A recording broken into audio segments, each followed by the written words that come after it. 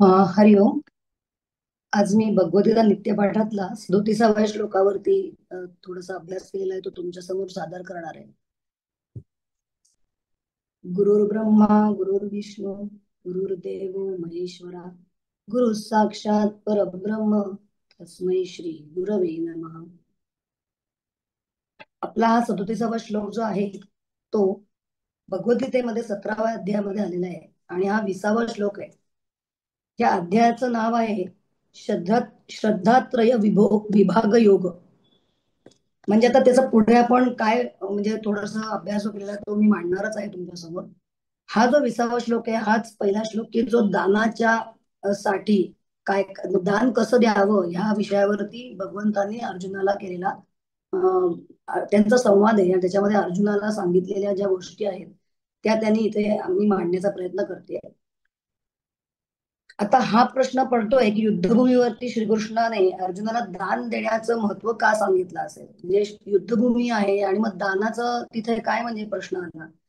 तर 17व्या अध्यायामध्ये अर्जुनाला फक्त दानाचंच नाही तर आधी जसं मी म्हंटल की 19व्या श्लोकापर्यंत यज्ञ आणि तप याविषयी पण भगवंतांनी आधी समजवलेलं आहे आणि मग आता ते दानाच्या विषयी त्यांना सांगतात. युद्ध हे नेहमीच आपल्याला कठीण परिस्थिती निर्माण करतं. या परिस्थितीत मनाची स्थिती बदलण्यास वेळ लागत नाही. जसे अर्जुनाला युद्धाच्या विषयी भीती निर्माण झालेली होती की म्हणजे माझ्या समोरच माझे सगळे फॅमिली मेंबर्स आहेत किंवा मी यांना सगळ्यांना कसं मारणार, यांना हरवून मला काय मिळणार वगैरे हे जे सगळे प्रश्न पडलेले होते. तर त्याच सगळ्या आणि त्याच्यामध्ये त्याचा तो जो भ्रम झालेला होता त्याला की बाबा मी कसं काय हे सगळं करू, आणि म्हणून तो युद्ध करायला तयारच होत नाहीये. म्हणजेच आपण युद्ध कोणाबरोबर करतो आहे याचा खरं त्याला विचार करायची गरजच नव्हती. एक तर श्रीकृष्ण पाठीशी उभे आहेत आपले स्वतः सारथी म्हणून, आणि ते तुला आता भगवद्गीता सांगतायत. तर मग आता त्याला खरं हा विचार करण्याची गरजच नव्हती. पण जसं म्हणतात तसं की भगवद्गीता जरी अर्जुनाला सांगितली असली तरी ती सगळी आपल्यासाठीच ती म्हणजे सांगितली गेलेली आहे. तर हा विचार सुद्धा यायची गरज नव्हती. कारण तो हळूहळू असं त्याच्यातनं वाटत होतं की तो जो प्रश्न विचारतोय ते युद्धाशी रिलेटेड काहीच नाहीयेत. तर ह्या संवादामध्ये दान यज्ञ आणि तप हे धर्मार्थ रक्षणार्थ आहेत असं भगवंत त्याला समजवत आहेत. या पूर्ण अध्यायामध्येच त्यांनी त्याला सांगितलंय की ही जी कर्म जी केली जातात दान यज्ञ किंवा तप ती करण्याचं हे आपले कर्तव्य आहे. मग आता हे दान जे आपण आता फक्त दानाबद्दलच आज बोलणार आहोत. म्हणजे या श्लोकामध्ये तेवढंच वर्णन म्हणजे त्यांनी करून सांगितलेलं आहे. तर दान मग किती प्रकारचं असू शकतं. तर दानाचं पण 3 प्रकार आहेत. तर ते म्हणजे सात्विक दान, राजसिक दान आणि तामसिक दान. मग त्याच्यातलं राजसिक आणि तामसिक दान तर म्हणजे आपण आता ज्याच्यामध्ये प्रसिद्धी आहे किंवा स्वार्थ आहे म्हणजे ते दान म्हणजे राजसिक दान, किंवा ज्याच्यामध्ये कुठलीतरी अपेक्षा ठेवली जाते मी हे दिलं तर मला काहीतरी परत मिळेल, ते म्हणजे राजसिक दान. तामसिक दान म्हणजे कोणतं की ज्याच्यामध्ये मान अपमान किंवा एखाद्या चुकीच्या ठिकाणी करून मोकळं व्हायचं, किंवा मला एखाद्या गोष्टीतनं राग निर्माण होतो की जाऊन दे करून टाकूयात कटकट नको, अशा पद्धतीच्या भावनेतनं केलेलं म्हणजे तामसिक दान. आता तिसरं आणि महत्वाचं म्हणजे सात्विक दान. मग ते कोणत्या प्रकारचं असतं तर त्याच्यासाठी भगवंतांनी त्यांना पुढे एक्सप्लेन केलेलं आहे की दान म्हणजे कोणती अपेक्षा न ठेवता केलेलं. म्हणजे एखादी गोष्ट दिली तर त्याच्यातनं मला कुठलीच अपेक्षा असता कामा नये, ते माझ्यातनं सहज घडलं पाहिजे, निर्मळ मनाने झालं पाहिजे, ते दान म्हणजे सात्विक दान. मग आता युद्धामध्ये किंवा युद्ध जेव्हा होतं ते या युद्धामुळे कोणते कोणते आपले गुण म्हणजे वाढीस लागलेले असतात किंवा ते जास्त करून दिसतात. तर ते राग द्वेष अहंकार या सगळ्या ज्या निगेटिव्ह भावना आहेत त्या सहजपणे वाढीस लागतात. तर अशा या भावनेतून किंवा अशा भावनांनी जेव्हा मन भरलेलं असेल तेव्हा हातून जे होणारे कर्म असतं ते सुद्धा चांगलं होणारच नाहीत. म्हणजेच दान जर मी केलं अशा अवस्थेत की माझं मन द्वेषाने भरलेलं आहे किंवा अहंकाराने भरलेलं आहे किंवा मला कोणाचा तरी खूप राग आलाय आणि मी कोणाला तरी काहीतरी दान केलं तर ते दान सात्विक तो होणार नाहीच. पण ते दान मी मनापासून पण करत नाहीये आणि त्याच्या त्या म्हणजे त्या दानाला अर्थच उरत नाही, मग ते दानच होत नाही. याची जाणीव भगवंत अर्जुनाला करून देत आहेत.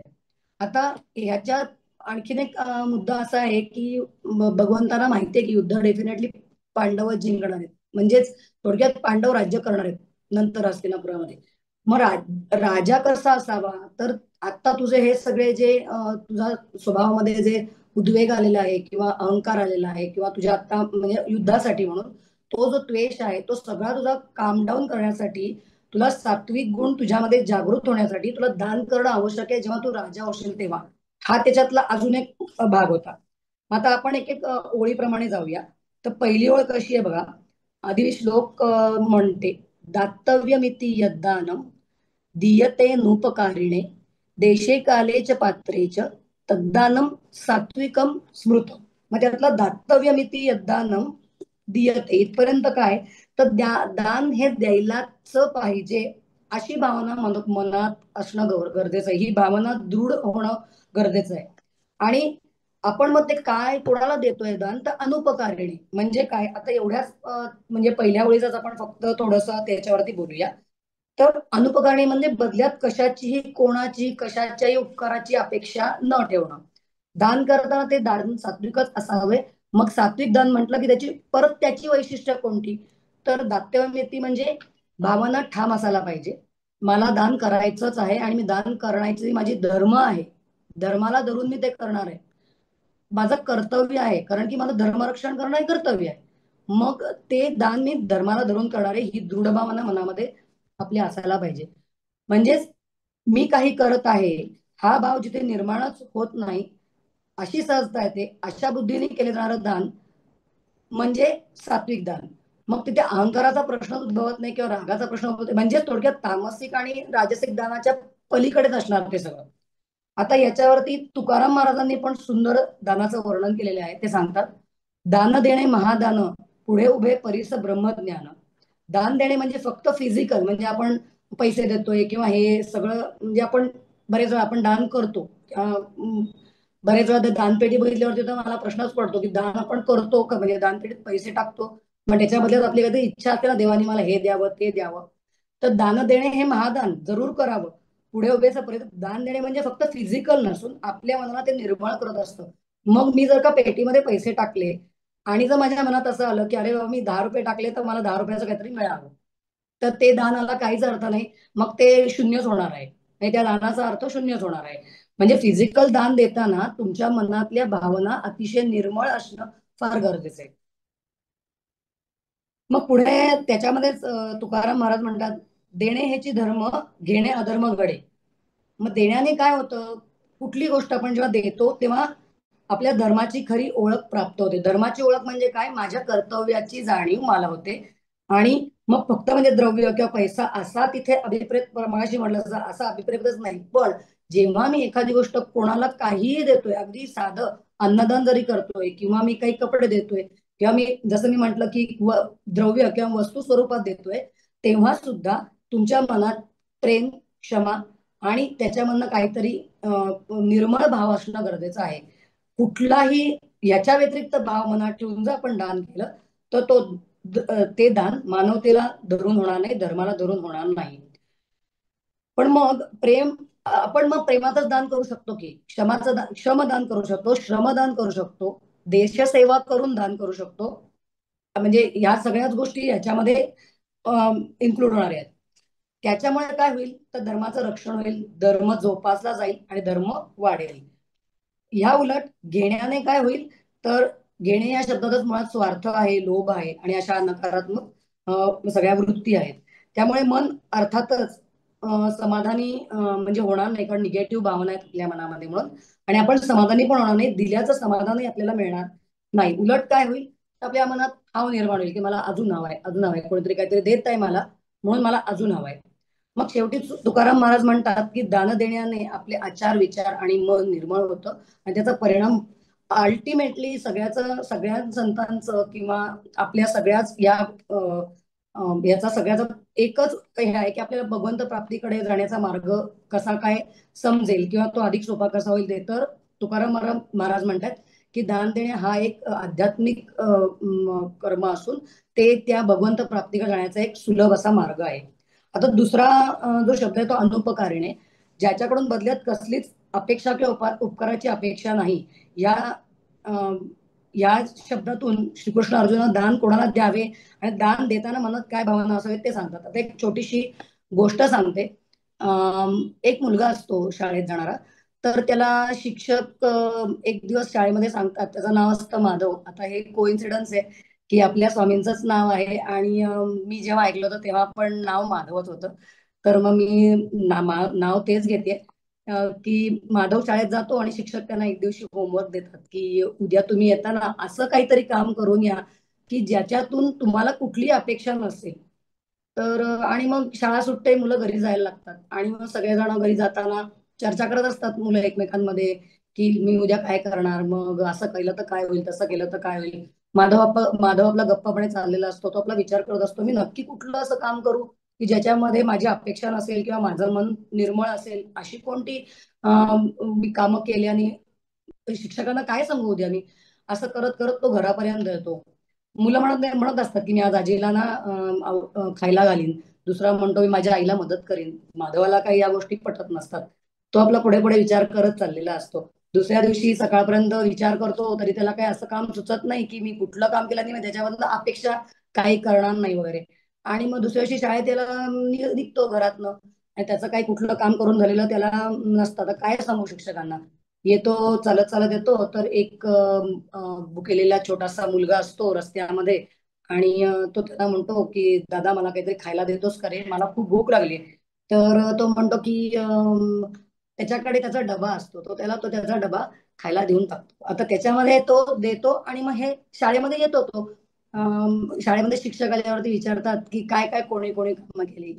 माधव मनापासून खूप खुश झालेला असतो की त्याने काहीही न ठरवता, कुठलीही अपेक्षा न ठेवता सहजच त्याला कोणीतरी एक म्हणजे बघा की याच्यामध्ये त्यांनी कुठलीच काहीच त्याच्या मनात नव्हतं.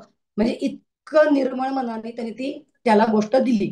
तर त्या तो सांगतो की म्हणजे तो सांगतो की जो घडलेला प्रसंग आहे तो त्याला तो स्वतः इतका मनातनं खुश झालेला असतो की त्याला खूप म्हणजे असा भारावून गेलेला असतो. तर ह्या गोष्टीतनं आपण काय बघतोय की दान देताना त्या माधवाच्या मनाची मनस्थिती की देताना काहीच मनात नव्हतं आणि दिल्यानंतर मात्र खूप हर्ष झाला किंवा खूप आनंद झाला.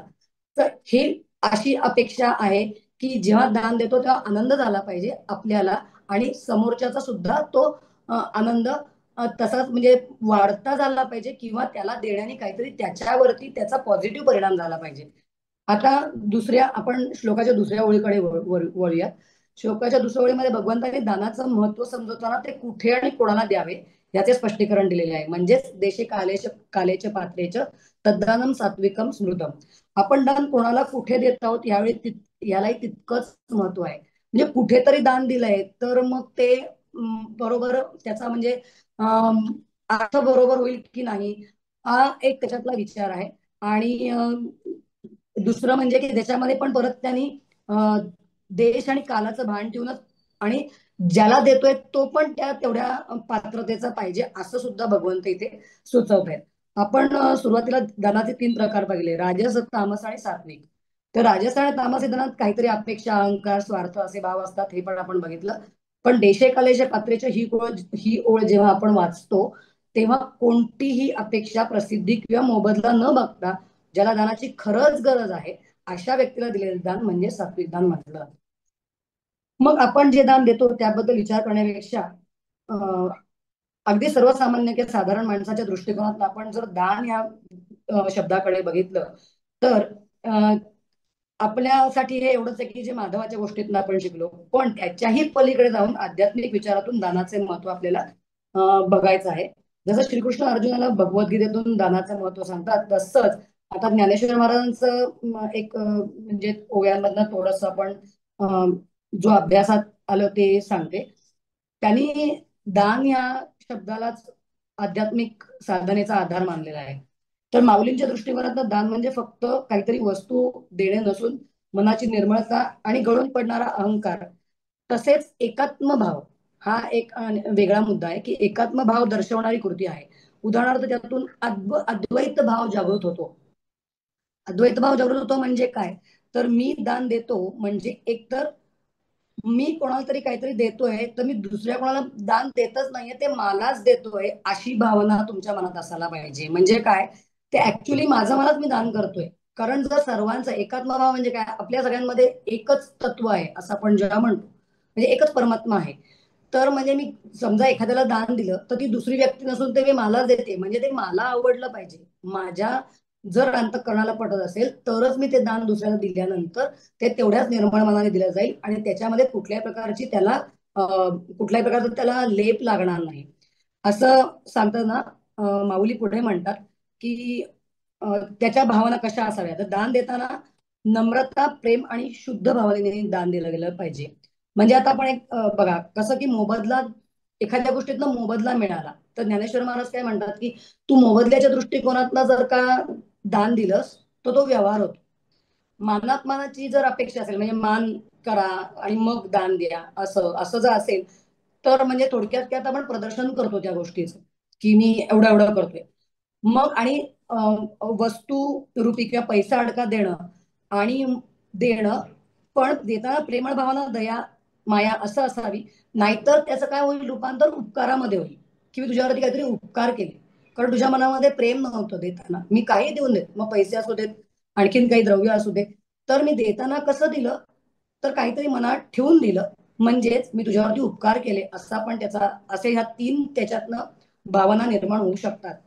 तर आता ह्याच्यासाठी पण एक ज्ञानेश्वर महाराजांनी छान उदाहरण दिलंय की हे सगळे भावभावनांचा उहापोह फक्त आपल्यासाठी आहे, म्हणजे मनुष्य सर्वसामान्य माणसासाठी. आपल्याला कसाच मग तो सहज कोण शिकवतो, तर निसर्ग शिकवतो. ज्ञानेश्वर महाराज म्हणतात झाड बघा, नदी बघा आणि सूर्य बघा. जसं झाडाला फळं येतात पण तो स्वतः काहीच खात नाही, नदी सतत वाहत असते, कधी पाण्याचा साठा करत नाही, सतत वाहत राहते तरी सगळ्यांना पाणी पुरवते.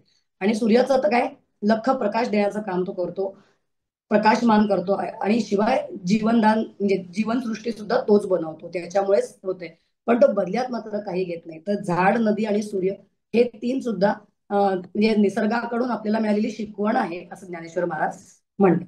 मग आता त्याच्याही पलीकडे जाऊन आध्यात्मिक दृष्टिकोनातनं बघतोय आपण म्हणून ज्ञानेश्वर महाराज म्हणतात की दान आणि ज्ञान याच्यात सुद्धा एक छान नातं आहे. तर ते दान आणि दान यांच्यामध्ये नातं काय आहे, तर डेफिनेटली ज्ञान आपल्याला आपलं म्हणजे आपलं जीवन उजळून टाकतं. तसंच दान सुद्धा केल्याने आपल्या मनाची उंची वाढते, असं ज्ञानेश्वर महाराजांना इथे म्हणायचंय. ज्ञानामुळे मनातील अनेक जुनाट गोष्टी उजळून अंतःकरणाला प्रकाशित ज्ञान करते.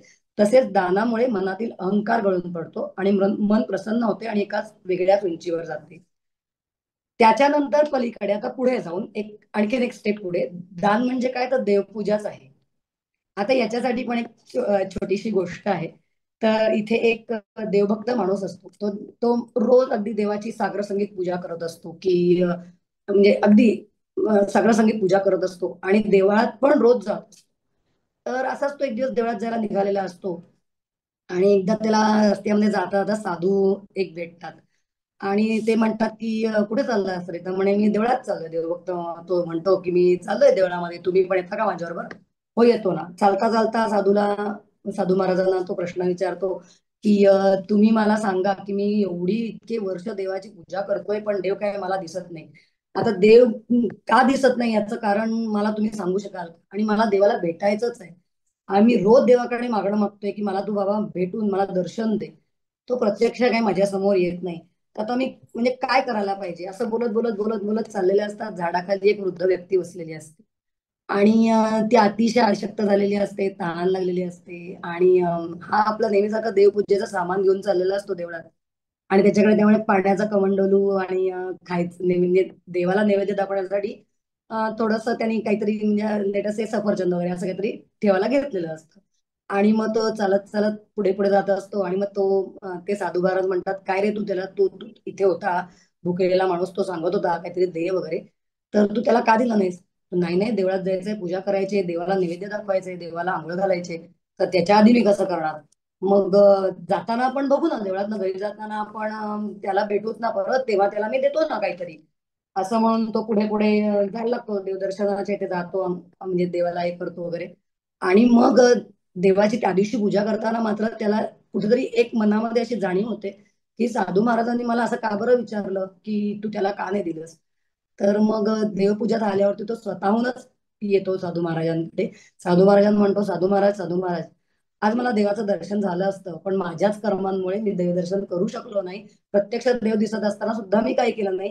कारण आता इथे परत एकदा देशेकालीच्या पात्रीच्या त्याच्याकडे वेळ होता बरोबर, जो प्राप्त करणार होता तोही योग्य माणूस होता, पण ह्याला सुचलं नाही. याची जी म्हणजे याचं जे ज्ञान आहे आणि दान या दोन्हीचा अभाव त्याच्याकडे निर्माण झाला. तर अशा वेळेला काय करायला पाहिजे, तर आपल्याला म्हणून श्रीकृष्ण सांगतात की ह्या सगळ्याची तुला आता मनाची बैठक तयार करायची. 17वा अध्याय आहे म्हणजे ऑलमोस्ट संपताना सगळं म्हणजे हा संपतानाचा अध्याय आहे. तर ते त्याच्या मनाची, अर्जुनाच्या मनाची मनस्थिती बदलवण्यासाठी किंवा आता तुला पुढे जाऊन काय करायला हवंय आणि ते कसं करायला हवंय याच्यासाठी हे सांगितलेलं आहे. आता याच्यात शेवटी आणखीन आता परत एकदा आपण श्रीकृष्णांकडे येऊयात. श्रीकृष्ण अर्जुनाला हा संदेश देत आहेत की दान हे योद्ध्याचं म्हणजे तुझं शस्त्र नाहीये, तर ते तुझ्या आत्म्याला संरक्षण करणारं असं अस्त्र आहे किंवा ते तुझं एक कवच आहे की दान करून तू योद्धा पण सिद्ध होशील. नुसतं ते तुझं युद्धात तुझं जरी दान काही हे नसलं, शस्त्र नसलं तरी सुद्धा तू ते तुझं संरक्षण करताय. आता ह्या सगळ्या ह्याच्यामध्ये आत्ताच आपण जेव्हा स्वामींचं प्रवचन ऐकलं त्याच्यामध्ये स्वामींनी कर्णाचा उल्लेख केलाच होता. आणि मग असं आहे की याच्यामध्ये दान या गोष्टीवरती बोलताना कर्णवीर दानाचा जर का उल्लेख केला नाही तर तो स्वाध्याय पूर्णच होणार नाही. तर मी आता वेगळं काही सांगत नाही, कारण की स्वामींनी ऑलरेडी त्याच्यामध्ये 3-4 ओळींमध्ये सगळं सांगितलंय की तू दानवीर होता. कवच कुंडल सुद्धा त्यांनी काढून दिली. असं असा जो असतो तोच खरा दानवीर की ज्याला स्वतःच्या शरीराचा एखादा हे देवा सांगितला म्हणजे इट वॉज लाईक की त्याला सगळं माहितीये आणि तरी सुद्धा तो सगळं देतोय. तर आणि कशासाठी, तर केवळ देव माझ्याकडे मागतोय म्हणून. तर मग डेफिनेटली आहे. तर आता हा सगळा जो झाला भाग तो आणि मग आता सर्वसामान्य माणसाचा आपण की दान जेव्हा करतो तेव्हा आपण दान करतो हे खरंय, पण मग दान देणं आणि दान मागणं, तर आता याच्यामध्ये परत एकदा की दान देणं ह्याच्यामध्ये शिवाजी महाराजांचा पण उल्लेख केल्याशिवाय राहणार नाही. आपल्याला सगळ्यांनाच इतिहास माहिती की दान देण्यामध्ये शिवाजी महाराजांचा अव्वल नंबर होता. आणि त्याच्यानंतर आता हा स्वाध्याय अम, संपवताना एक उदाहरण द्यावंसं वाटतं की तुकाराम महाराज आणि ज्ञानेश्वर महाराज. ज्ञानेश्वर महाराजांनी किंवा ते हे कसे उंचीचे संत आहेत किंवा होते, तर की त्यांनी देवाकडे जेव्हा मागणं केलं तर ज्ञानेश्वर महाराजांनी पसायदान मागितलं आणि तुकाराम महाराज तर म्हणतातच, ह्याची दान देगा देवा विसर न व्हावा, तुझा विसर न व्हावा. म्हणजे तसंच आपण जेव्हा दान मागतो ना एखाद्याकडे तेव्हा सुद्धा काय करावं हे संतांनी आपल्याला सांगितलेलं आहे. तर आता हा माझा सध्या मी इथेच थांबवते आणि स्वामींच्या चरणी अर्पण करते. तुम्ही समजून घेतला असेल सगळ्यांनी छानपणे. हरिओम.